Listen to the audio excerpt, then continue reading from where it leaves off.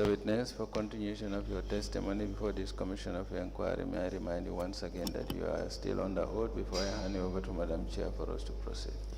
Very well. Nena belegi nyungulando kale, nyungulando nyune bismillah. Alhamdulillah, manglen nafe. Wow, nena wa belegi nga fatale ko ne danga waton. Te wat bobu mo neka saka o belegi. Wa baax na inshallah.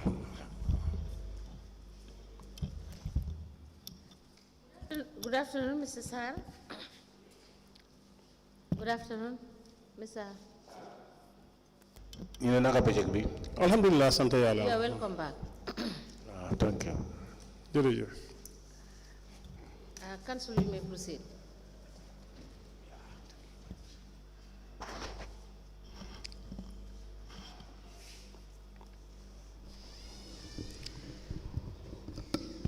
Thank you. Mr. Sarr, do you have your leave application letter? Sarr belegi mung la lati nena sa leave application letter bi yanko amé? Did it? No. Why did you apply? Did you? Did you apply for the leave of absence that you mentioned in your statement? Leave of absence nena nda danko apply on? Wow. Yes, I do. The application letter is what I am talking about. If you don't have it here, you can note it down to provide the letter. Nena so bayel hel dafa la waxon ne su fekkee ne andula mom tay fi kon nga bind ko pour nga baña faté da nga gis ne so démé dina nga set ci kayit yi nga xamné yoy tam dañ la ko wax pour nga isi ko nga daldi du len di isi. Wow, kay bobu dama ko submit on IEC. I submitted that to the IEC. Why dem na for uncountable times why bunu mako am. And I've been there for many occasions but to no avail. No, that is to IEC. Your leave application letter to council that was granted. Nena sa leave bi nga xamné dang ko bindon ci council bi ñu daldi la ko jox. Wa mom lay wax. Yes, that is the one I'm talking about. Did you submit a letter to council for leave of absence? Nena bind nga letter nga daldi ko yobu council pour ñu jox la leave of absence. Wow, bindon nako. Yes, I do, right. Yes, that's the letter I am talking about. You Nena can letter- provide it. Letter bobu la nekk di laajte pour nga def sa carton nga isi ko fi.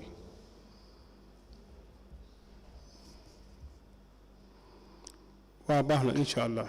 Okay. The approval of leave, do you have that letter with you? Nena approval of leave bi nga xamne wote na legi jox nañ la digal pour nga def leave. Nena ba yang ko amé? Sorry, letter bi buma demé IEC dañ ko change on. When I went to the IEC, the letter was changed. What letter are you talking about? Then I'm about- talking about approval from council that Then, you are on leave. Mom letter bu nekk di wax legi moy bi ngi leen bindé ne da nga soxla leave. Ñu dal di nangu ne waaw jox nañ la leave. Ñu bind la approval. Nena bobu la mo laajte. Wa bobu lay wax mu ngi IEC. That is the letter I'm saying that is still in the IEC. You can go back to IEC Then and I got- retrieve the letter and bring it. Nga dem fofu IEC nga dal di jot letter bobu nga isi ko fi. Or you go back to council if you have a personal file and request for a copy of that same letter again. Wala nga dem si council so len laajte ñom dinañ am suñu demee sa file bi dinañ la am copy bi nga xam ne dinañ la ko jox nga isi ko fi dégg nga. Wow, council amut bobu because laajte na ko fa be sona. I asked council but they told me that they don't get that. You don't have a personal file? Ako fo nena nda yo amulo personal file. Okay. Hangay I have. Tell them to check in your personal file, but Then, we what- will still follow up on that No. with the admin officer. ñom nga topalen nga wax len ñu dem sa file bi dinañ ko gis ñom dinañ ko topal si admin officer bi ñom suñ ko find out rek dinañ ko gis. Inshallah. Am ko am nga fa file. Now, Mr. Sarr, on your statement, the last page, third paragraph, the last line, it states, I resume working at council even though I was not carrying out any responsibilities but continued to receive my full salaries for the entire period of my leave.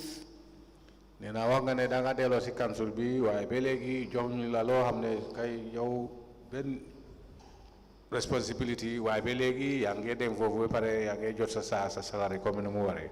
Full salary. mooy full salary. Now, you've stated here that you've stopped work. I made mention to you about the 2 months, and you said you were just paid for 7 months, but your statement says contrary to what you just stated. May I be guided, Council? What you stated here that you've only been paid for 7 months. You can interpret that. Nena fi also ko wax nga fi ne fe bi nga ne bi nga toge de ko di liggéey dañ la felu dem be juróomi ñaari weer. But in your statement, it says contrary. You said for the entire period of your leave, you've been paid full salaries. Nena waaye soo seetee si sa statement bi ak li nga wax fi dafa ute parce que si statement bi wax nga ne jamono bi nga xam ne yëpp dem loo liggéey yaa ngi toog boobu yëpp dañ la dee fay full salary. Now, we require you to bring your pay slips from the time of your leave, that's in January 2023 to December 2023. Nena léegi lu war mooy dañ bëgg pour nga isi ñu suñu pay slip depuis jógee ko at boobu noonu 2023 January ba December 2023 nga isi ko fi ba sa pay slip si yëpp.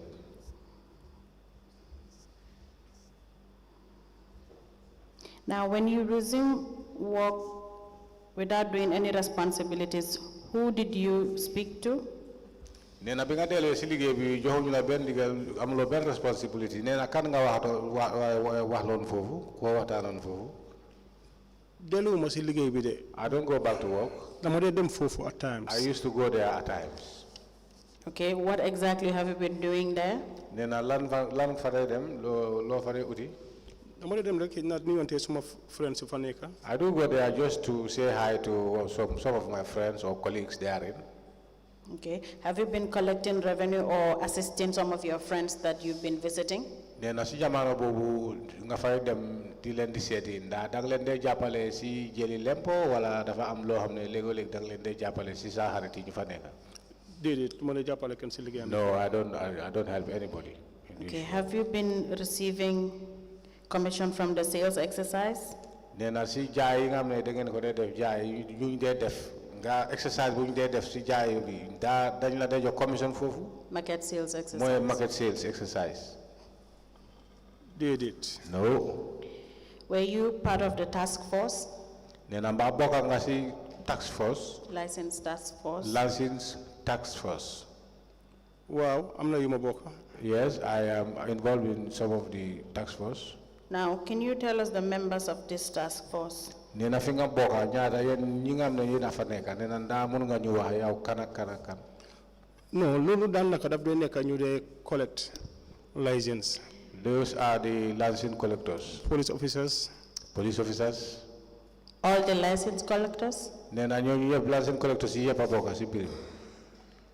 waaw normally daal license collectors yi dañ dee bokk si affaire yi. Yes, normally they are involved. Okay.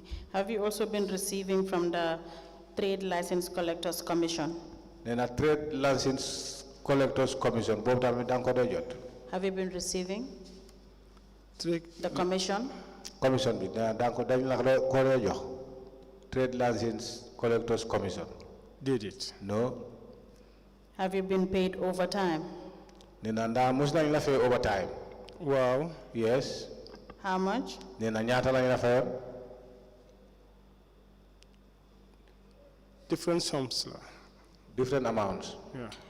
Is it calculated per day or in total? How much did they first give you or how many times? Nena ndaa bés bi la ñoo fay wala dañoo xaar ba wala naka lañ la fay. no I cannot fay bu recall. njëkk bi ñaata la woon. mënuma fàttale ko exactly what daf dee nekk different am na liggéey 300 400 you know. I cannot remember what we have different amounts 300 400. Is it paid through your salary account? Nena ndaa si sa salary account lañ ko dee fay wala. déedéet. No. Okay. Sorry. Have you received any support from council? Nena ndaa mos nga am loo xam ne jox nañ la ko pour jàppale la wala dimbale la si council. man personally. Me personally. Yes. Yes. Or do you know about any? wala su dul yow na am nga keneen. no ki nga xam. déedéet. No. any loan nee na musu ngaa leb or salary advance? wala ñu jox la salary balaa weer wi di dee ndax loolu mus na xew. Wow. yes. When was this? nee na lii kañ la woon. Tobaski. Tobaski. Of which year? ban at la woon. It might be 21. might be 21. 2021. Yeah, it might be 21. 2021. How much? mu ne ñaata la woon. 1/6. 1/6. The amount, please, Mr. Sarr. mu ne amount bi njëg bi ñaata la woon lu ñu la joxoon. I forgot exactly. I cannot remember. You seem to forget about everything, Mr. Sarr. No documents other than your cash books, and you seem to be forgetting everything. You have no records of anything. nee na yow lu nekk da nga dee fàtte su dul cash book si nga dugal fii waa lu nekk doo mun a fàttaliku doo mun a fàttaliku. Wow, because Bobu Mom, I'm not exactly, but 1/6 yeah, I cannot remember exactly the amount, but that is 1/6. In the absence of any other questions from any of the commissioners, Madam Chair, that will be all for this witness. Yes, I just have one question. Mr. Sarr, as we speak, are you still receiving your full salary? No. Mo la be legi nda bente yang ngi jot sa full salary. Did it? No. How much are you receiving? Na mo na legi ñaata nga tay jot si xaalis si sa salary. Nekuma di jot dara. I am not having anything from my salaries. Why? Nee na luta. Tamawara is that letter in IEC. I supposed to bring that letter from the IEC. Which letter is that? Nee na ban letter la bobu. Moy buma jelon apply on pour 1 year leave bi. That is the letter I took applied for the leave. Now, did they write to you? Did the council write to you stopping your salary? Nee na council da dañ la bind pour ne won la ne dañoo stop sa salary. Wow. Yes. You have that letter? Nee na sa letter bobu mu ngi sa loxo. Letter bi seet nako way gis nako way dafa mel dama ko baye kër. I saw the You letter. you can note it. When you come back, you will bring. Nee na nga bind ko soo ñëwaatee nga isi wale ko su fekkee ne andula moom. Thank you, Mr. Sarr. Please note that, and you've been asked to bring certain documents. Please Yes. endeavor to make sure that you bring them on Monday. Nee jërëjëf nee na letter am na kayit yu ñu la wax nga isi ko nga def sa kattan Monday soo ñëw nga isi Is that wale. all, Council? That's all, Madam Chair. We'll go through his cash books, and if you have any further inquiry, we'll relate through the registrar. Thank you, Mr. Sarr. We will call you upon review of the cash books you have presented, and if there is any need for us to clarify any issue, we will call you back to do so. mu ne jërëjëf léegi nañ seet si sa cash book yi nga xam ne dugal nga ko fii su fekkee ne am na daal luñ la soxla pour laajte la pour nga leeral nañ la wax dégg nga. Abana, inshallah, can I have the copy of my that receipt which I paid at the bank? A copy of it.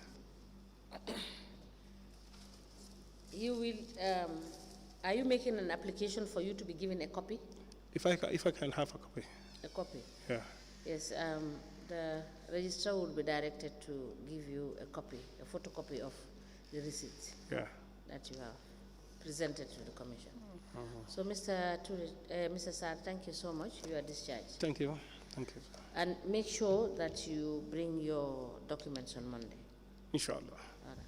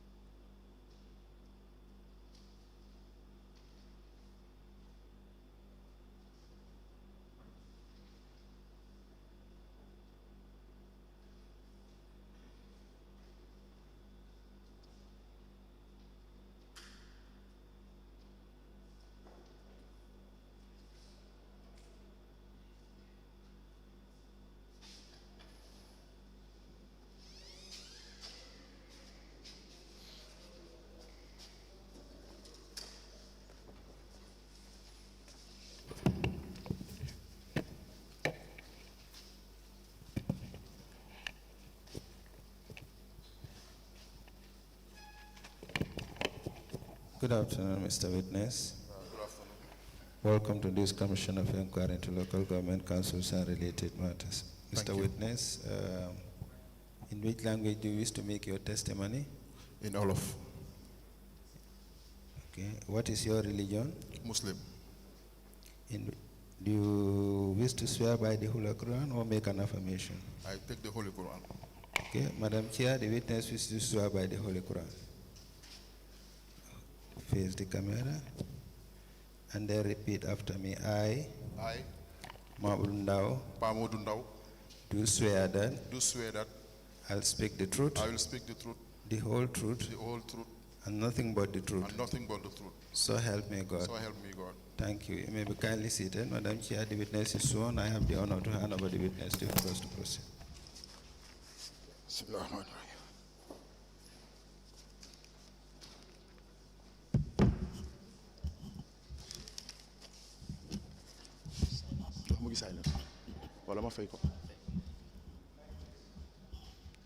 Good afternoon, Mr. Ndow. Yeah, good afternoon, ma. Assalamu alaikum. Good afternoon. Mr. Ndow, you are welcome. You are welcome. Thank you, ma. Council, you may proceed. Very well.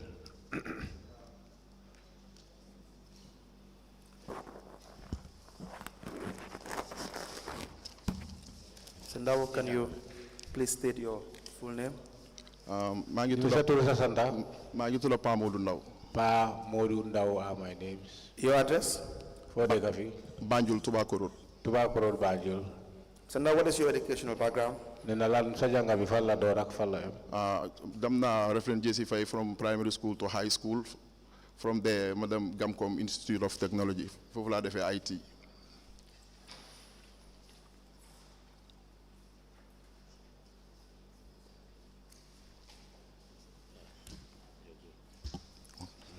Ban school nga door? Referent JC5. Reference JC5. Foofu laa defee primary school and I high did school. my primary school and my secondary school. Yes, from foofu Madam Gamcom Institute of Technology. From there I go to Gamcom Institute of Technology. Foofu laa defee Institute IT. of Technology. That's where I did my IT. IT. What is your date of birth? Nena kañ nga juddoo? 6 August 1987. August 6, 1987. Now, you recall giving a statement? Nena fàttaliku nga de joxe nga woon statement. Wow. Yes, I do. Please go through that document. Nena léegi ñu ngi la ko seet nga dal di ko ñu ngi la ko jox nga dal di ko seet. It's a 2-page document. Nena kayit bi ñaari kayit la. It's confirmed. Yes. Is that your statement? Nena bi sa statement la. Waaw moom la. Yes, that is my statement. We apply to tender the statement of the witness, Pamodou Ndow, into evidence as an exhibit.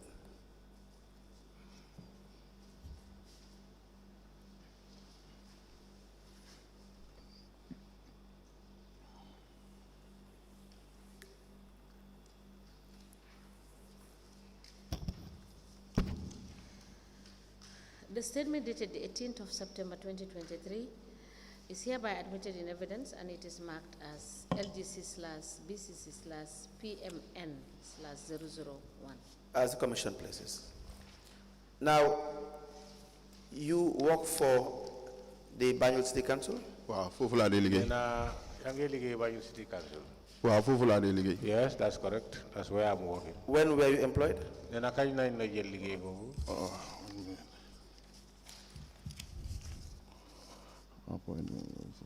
23rd of January 2019. 23rd of January 2019. Do you have your appointment letter? Yes. Nena yaa ngi amee sa Maa ngi ko amee appointment fii. letter. Were you confirmed, Mr. Ndow? Nena ndaa dañ la confirm? Confirmation dated. No.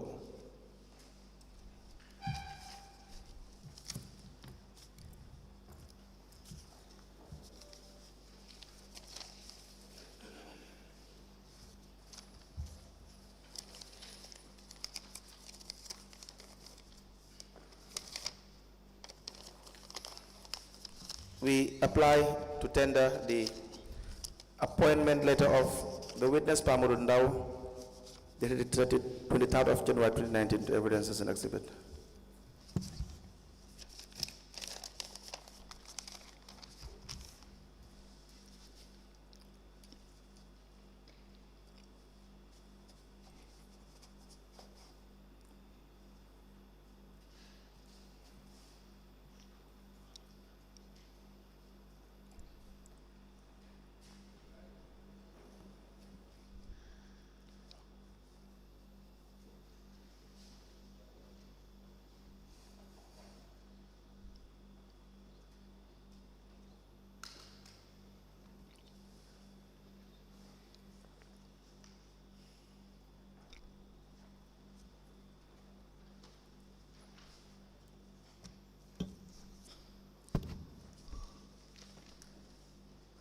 A letter dated the 23rd of January 2019 with reference to /B.C.C/P/14/N in brackets 104. It is addressed to Pamodou Ndow with the subject appointment as acting license officer. It is signed by the CEO, copied to the Lord Mayor, admin manager, acting director of finance, audit manager, and a file copy is maintained.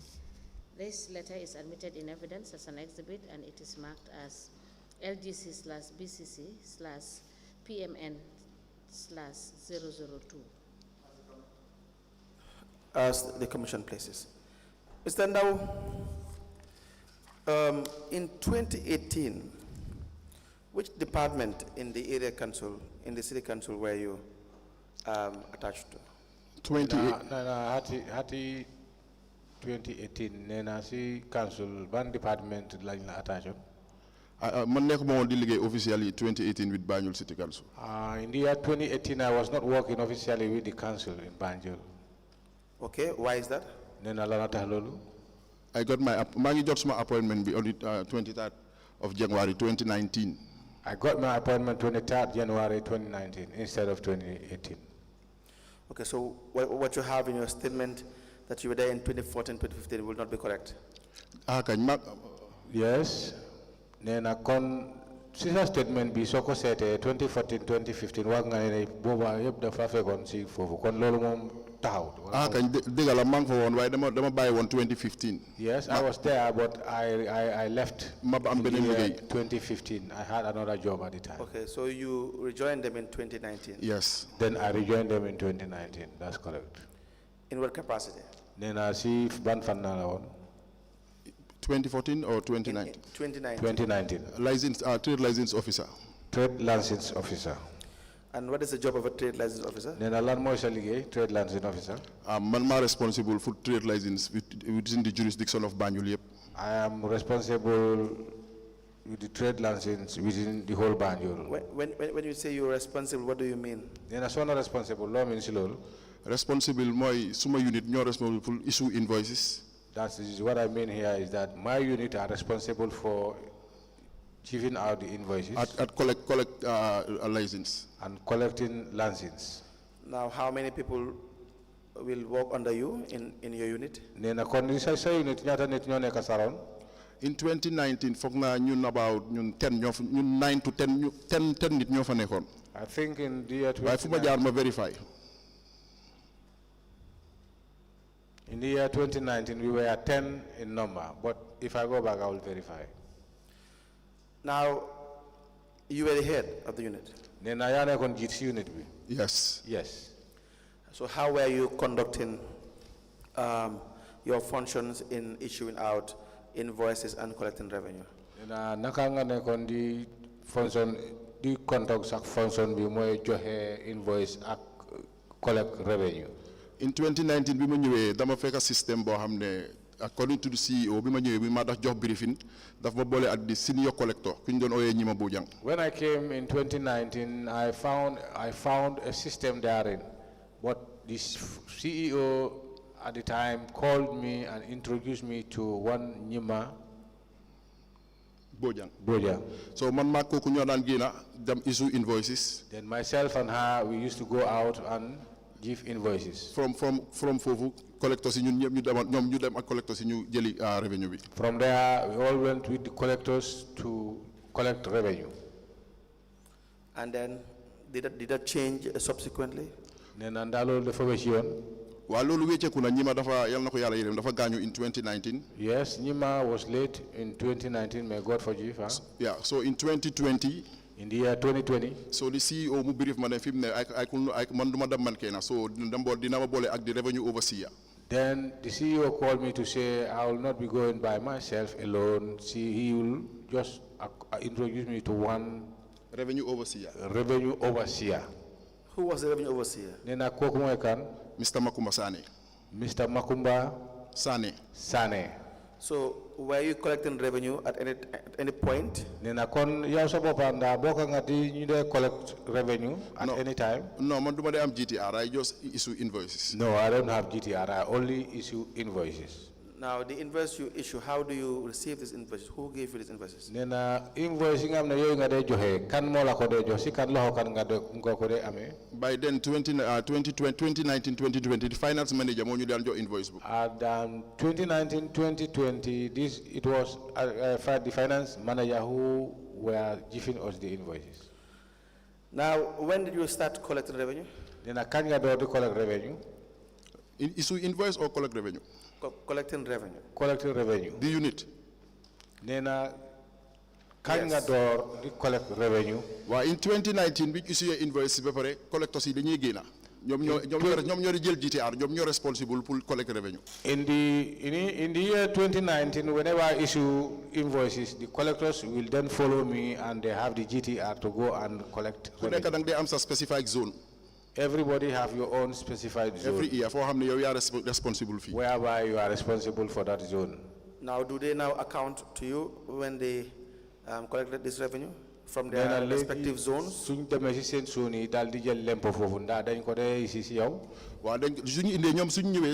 go straight to their cash books. When they come, they go straight to their cash books. So you see accountants and halis, you have the cash book, you have audit office. They count their monies, put them in the cash books, and put it in, bring them to the office. Audit office. Audit office more than verify, confirm, guide all of them. The audit will verify, confirm, then from there they go to the cashier. Now, you subsequently became the acting license manager. You were appointed. Legi ci kaw lolu nga daldi dila ekate yobula be neka assistant acting license manager. Acting license manager. Wow. Yes, that's correct. When was this? Monali kagn la won.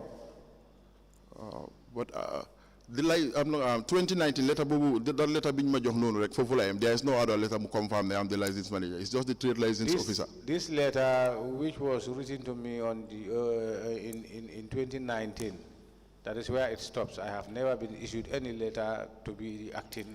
But I see in your statement you said that you were the acting trade license manager. Yeah, that but then as a statement, they just na lolo ne ya usaba ko wanga ne ya ne kon fofu acting trade license manager. Yeah, but it might be type maybe slip of the tongue, but acting license officer line defon.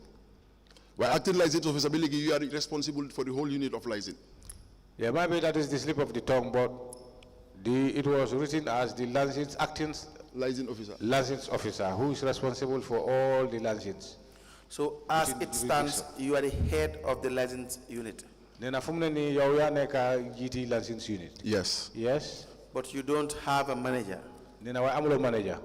Manager, no. No. Is there a position for a manager? Is there? No. The trade license officer is the trade license manager. The trade license officer. That is normally whom they call as the trade license manager. So, yeah, I saw acting trade license manager. That was why I thought it was you. Because this is acting trade license manager. Yes, I'm the acting trade license officer. Yes, I am the acting trade license officer. Is there a trade license manager? Trade license manager. No, according to my letter in 2019, appointment be major as according to my letter, that appointment which was given to me, trade license officer major. It was written as a trade license officer. You are responsible for the whole unit of trade license. And I was told that I am responsible for the whole unit of license. Who are you answerable to? Director of Finance. Director of Finance. So there is no manager after you. You're not answerable to any manager. You are directly answerable to the finance director. Finance director. I'm not manager. No, I'm the finance manager. But for me, I was told that I'm answerable to the finance director. We have a finance manager, but I was told that I'm answerable to the finance director. Now, do you have a license register?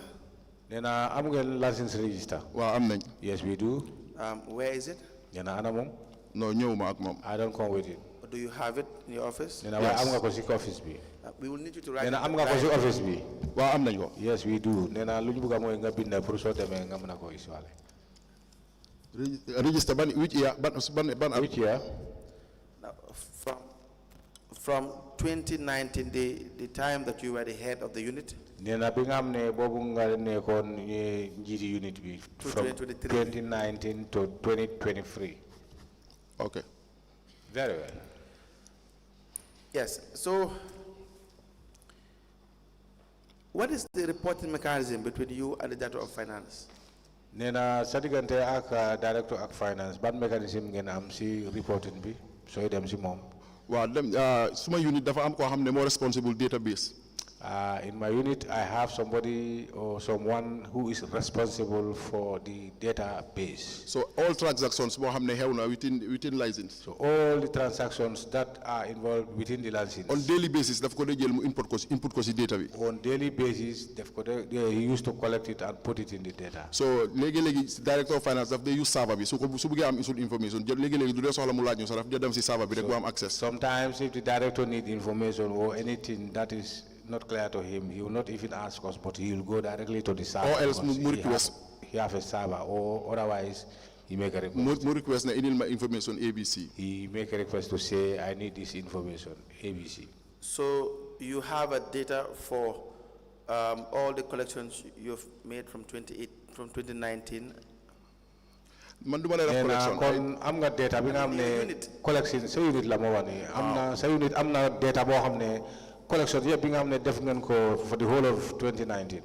From 2019 to date, yes. From 2019. Wow. Yes, from 2019 to date. Yes. Okay. And if we are to request for that information, we can get it.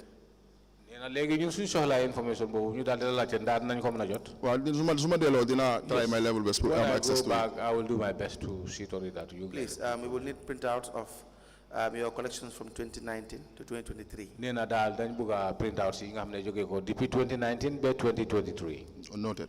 Noted. Now, the issue of evaluation. Nena suñu démé ci mbir evaluation. How is this done?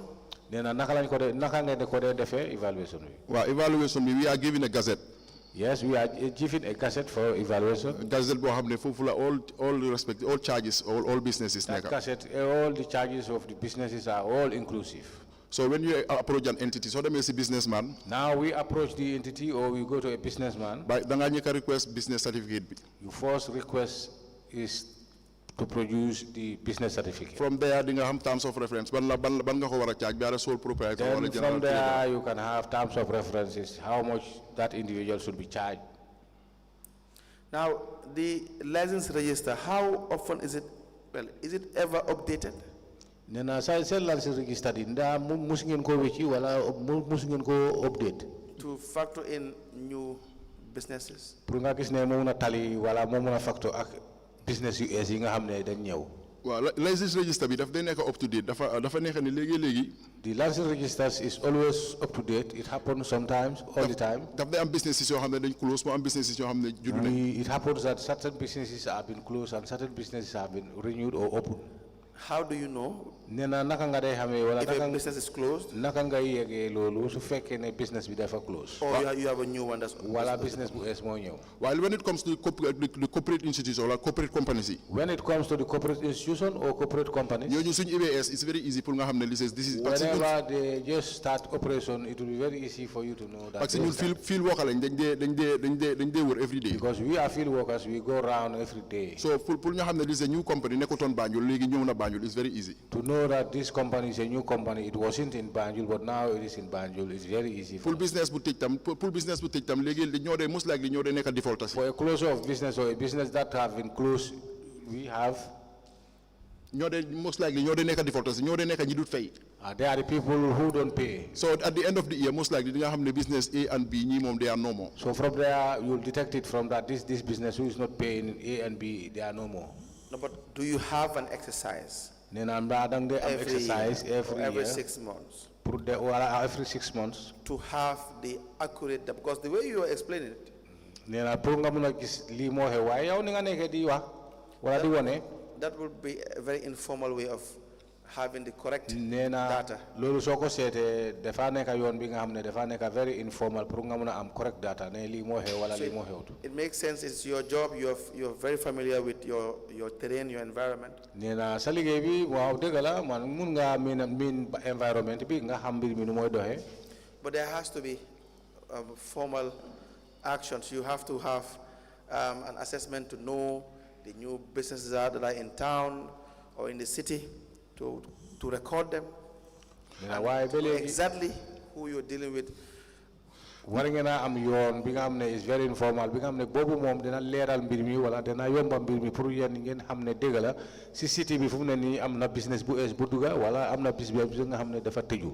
No, duñ dé conduct exercise pour xam new businesses. No, we don't conduct exercise to know the new businesses. So if they are, please proceed. Parce que comme lima waxon bu ñëk rek. As I said earlier on, Banjul nekkul fo xamné dafa is that big. Banjul is not very much big. Commercial area bi so gisé nekkul fo xamné dafa reuy. The commercial area is not very big. So pour nga account the business B is added and business B is closed is almost very easy. To know that the business have been increased or added or been minus, then it's very easy for us. But that's for you. Dena lolu pour yeen la yow. Heading the unit and your team. Bi nga xamné ya nekk di jital team bi ak sa team bi ñi nga xamné na dé duga di génn. Of course you can be 90% accurate. Nena mun na nekk li ngeen xam fofu sa daal lo mo jëna opa dole. But you work in an institution. Nena way ba légui ya ngeen liggéey ci institution. You may leave. Nena yow mo nga fa someone else comes. Keneen ñew. You need to have information, you need to have data. Te ku ñew dafa wara am information moy data bi. It has to be recorded. Nena mbir mi war nañ ko bindal ñu tek. From this period to this period, you have 10 new businesses. Nena joge ko dis fi be fi da nga gis ne business yu es yu duga at least dem na be mut na fuka sa fu ne. So if you don't do that, ne way so len ko defut, then everybody will just be at your mercy. Nena da nga gis ne kep ko xamne ñew na fi dal na mu nekk ci bu yërem len dal.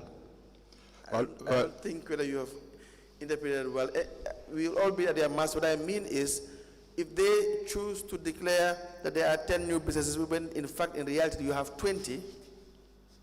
Nena comme lu moy le la lu mbuga pour mu nga leral fofu moy su fekke de yeen nga am ne na nekk fofu ngeen ñew ngeen ñu na wa legi business bu es bi fukala fekka lu fa nekk ñaari fukala. Nobody will know. Kenn ko yek because it's informal. Nena da nga gis ne because of nekut comme mu waré ci it's not formal, informal. Is that not the case? Nena ba nekut nonu. No, you are right. Duñ ko defé nonu mom. You are right. We don't do it like that. We don't move every 6 months for have new businesses. We don't go every 6 months to know exactly what is the new business. Why each collector? But each of the collectors. There is a new business for zone la. If your son had a new business, then they have to tap before the year ends. That will be tapped before the end of the year. If they decide not to tap it, nena ñom suñu xalaté né duñ ko tap. No, that could be very difficult. But see, it will be very difficult because we are not working, by ourselves alone. What do you mean by that? I'm inspectors. We have inspectors who are following us behind. And if the inspectors choose to not also declare and they are conspiring with the collectors? Nena legi su fekke ne inspectors yi fanan ñoñ tamit tabuñ ñom tamit dañoo nekk lo xamne dañoo conspire wala dañoo nekk dego ak ñoo xamne collectors yi lañ.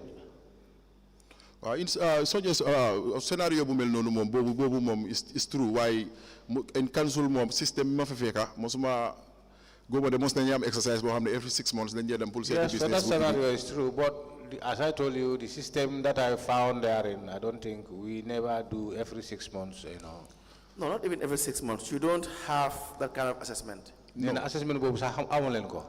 So you don't have a data for new businesses. New business No, data for new businesses they make a new every year. Do they make that big margin? The businesses are not very big every year. But we would not know. No,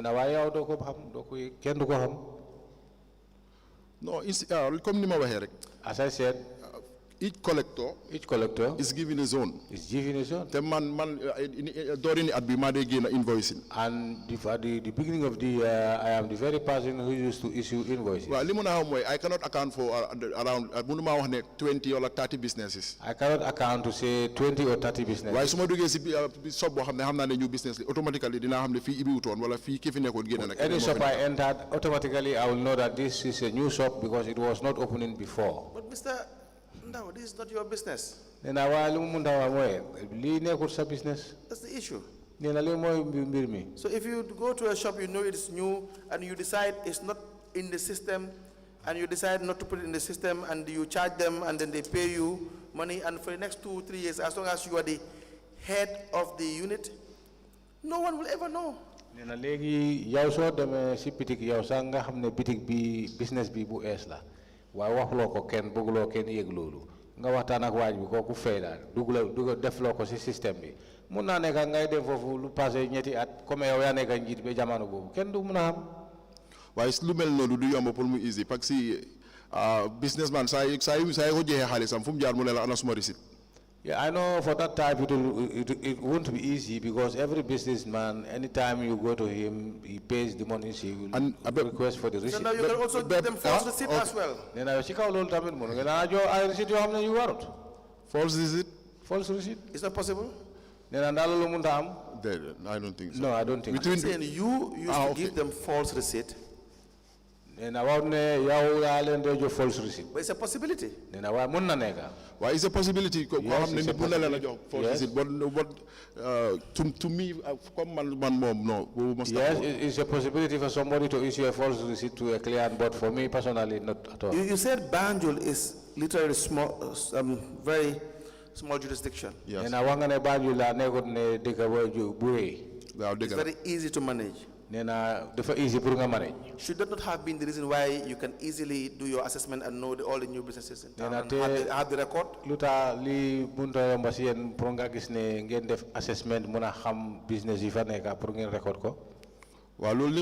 That could have been why in this time. Yes, that is true. That could have been, but to no avail. Because if you have that, it would now erase, it may erase to a certain degree the discussion we are having now. It will minimize the opportunity for fraud.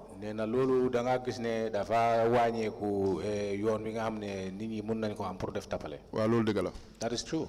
So now the last question on that before we move, why is that not done? Did register new businesses?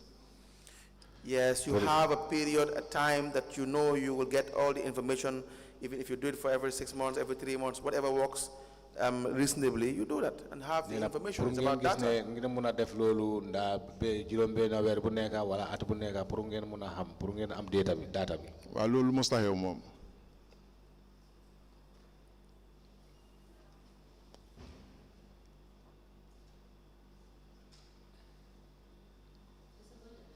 Very well. Yes.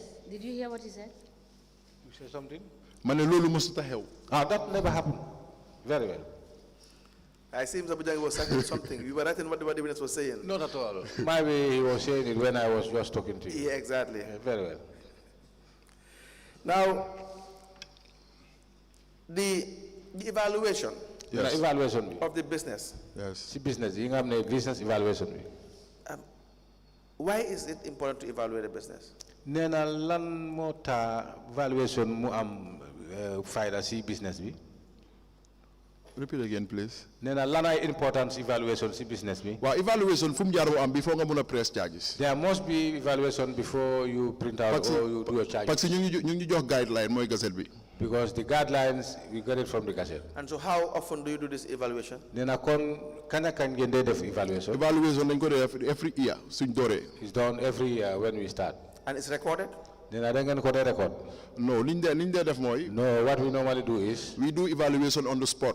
We do evaluation on the spot. Parce que duñ dé bëgg evaluate a month prior. We don't want to do evaluation a month prior. Nga dem fekk business bi depreciate na wala increase na. And when you go there the next time you find out the business have depreciated or So if you do it on the spot, If you do it on the spot, waaw January su jotee ba nga xam ne license jot na. when it is January and we all know that it's time for license, So first, second, third week of January, si lañ dee start. first, second, third week of January, ñu dugga di we start evaluate to business. do our evaluation. but it's not recorded. Nena why do ko dole ko de binda? No. No. Why? Nena luta? That's the system boo xam ne moom laa fa fekk. That is the system I adopted No, from them. but you are the head. Nena why yawe njit fum nani? Wow, you are right. You are correct. So why is it not recorded? Nena Is there any reason? Luta dole ko de def nda da ngeen am reason. No, recorded in the sense that duñ ko dee record nii ñu tegee boor waaye it's in the invoice books. Although yes, we don't make a record, special record, but it's in the invoice books. Go ahead, please proceed. So invoice books yi ñoo bind noonu. When we wrote the invoice books, yooyu mooy dem straight to the so ki dee amee suma database bi. that will be given to the person who is responsible for mooy the database. mooy nekk si GTR yi collectors yi. and that will be the only GTR for the collectors. So loolu moom la ñuy fay mooy nekkaat si database bi. That is what they normally pay, and that is in the database. An example. For instance, How much should a tailoring shop pay? nena legi comme for instance ñawkat ñaata la wara fay. Baaral ma 1 minute ma jëlee ko si gazette. Is that the tariff? Yeah, that's the gazette. Yes, that's the gazette. Yeah. Okay, let's have it in evidence and then we can now proceed. Very well. You can now guide us. Don't you Nena legi dañ ko dugalangum. don't you mind parce que bii dafa xaw a damage tuuti ma indi beneen parce que bii mu ngi xaw a damage first page bi. This is not very. I can bring in a proper or else mun naa ko joxe tam if you don't mind. Or if you don't mind, I can hand it I just over. dafa xaw a am gaps.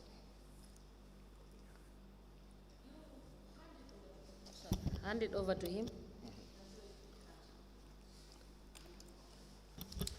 Chair, I have been signaled by Mr. Dauda, the IT, the technician, saying that it is time. May I be advised? Yes, let's just check that out. Yes, Chair, we can. Do you mind if we, the first page has a problem? Yes. But if so bëggee mën nga ko use parce que ñu ngi am yu bari B.C.C mu fa.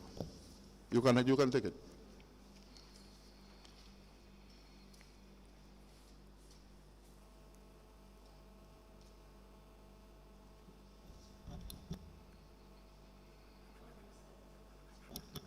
Okay, Mr. Ndow. Yes. It is true.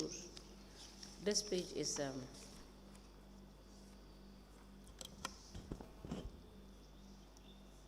this is the act that is amended. That is amended. Amended 2019. Yes, ma'am. Okay, so please provide us with the proper one. yes, a proper, cleaner copy. Inshallah. And we will continue on Monday. Okay, ma. All right. You rise.